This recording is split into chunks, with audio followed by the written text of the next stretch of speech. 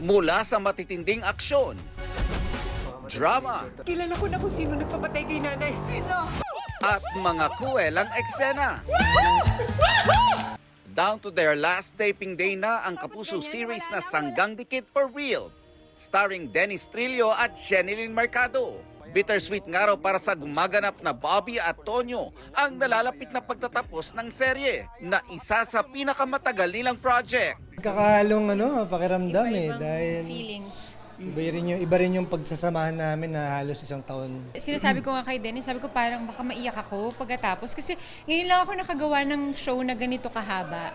At syempre pagka ganito kahaba, yung samahan nyo, diba, iba medyo nagiging tight at mamimiss mo talaga yung mga kasama mo. Ano naman kaya ang mga eksenang pinakatumatak sa kanila?